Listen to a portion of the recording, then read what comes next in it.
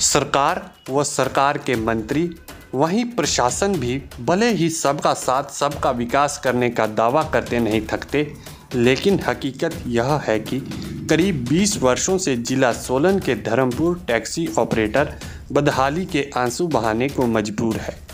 स्थानीय विधायक व सरकार में स्वास्थ्य मंत्री राजीव सैजल से भी यह टैक्सी ऑपरेटर कई बार आग्रह कर चुके हैं, लेकिन आश्वासनों के सिवाय कुछ न मिला। बारिश हो या फिर सर्दी, गर्मी हो या फिर बर्फबारी, यह टैक्सी ऑपरेटर बांस की बनी झुंगी में रहने को मजबूर है। यह हालत है कैबिनेट मंत्री के गृह क्षेत्र का।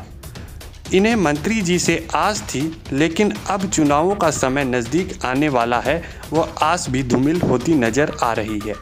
मां मनसा माता टैक्सी यूनियन के करीब 100 टैक्सी ऑपरेटर अपनी बदहाली के आंसू बहाने को मजबूर है। हमारे जिला संवाददाता से बात करते हुए मां मनसा माता टैक्सी यूनियन धर्मपुर के पदाधिकारियों ने बतलाया कि उन्होंने स्थानीय विधायक व सरकार में मंत्री को कई बार आग्रह किया, लेकिन उन्हें कोरे आश्वासनों के सिवाय कुछ न मिला।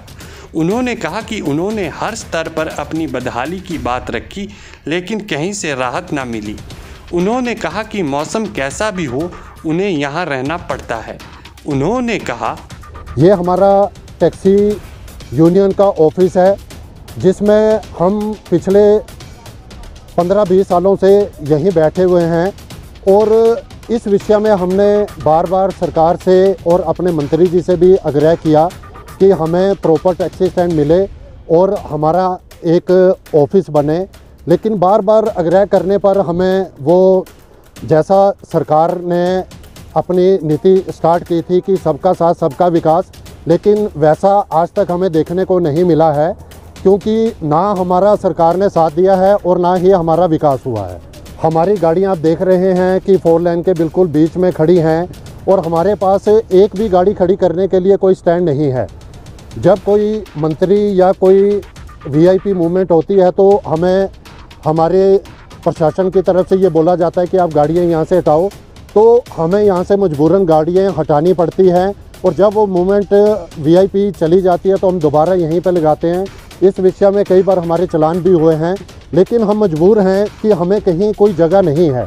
बार बार सरकार से आग्रह करने पर मंत्री जी को भी हमने कई बार मिले हैं, उनसे भी बार बार हमने आग्रह किया है, लेकिन वो भी हमें कह देते हैं कोई नहीं हो जाएगा। लेकिन आज तक हम ऐसी जगह पे बैठे हैं, हम खुद मजबूर हैं। कोई अगर हमारे पास सरकार की तरफ से कोई हमारी सोसाइटी के अंदर आदमी आता है तो हमें मजबूरन उन्हें यहाँ पे बैठाना पड़ता है। देख ही सकते हैं कि हमारी हालत कैसी है। बरसात हो, गर्मी हो, कुछ भी हो, हमें इसी झोंपड़ी के नीचे रहना पड़ता है। बार बार आग्रह करने पर हम मंत्री जी को बोल चुके हैं, बार बार उन्हें आग्रह भी कर चुके हैं, लेकिन उसका जवाब तो सर अब आने वाले इलेक्शन आ रहे हैं, अब नवंबर-दिसंबर में इलेक्शन है, उसमें जवाब मिल जाएगा, अपने आप मिलेगा सर।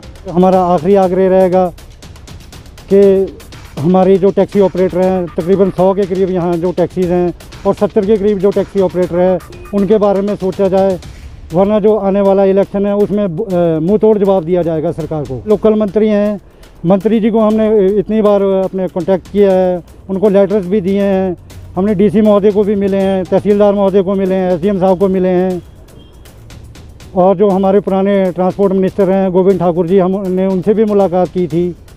तो मुलाकात तो हमारी सबसे हो चुकी है, परंतु हमारा काम कहीं भी नहीं हुआ है आज तक।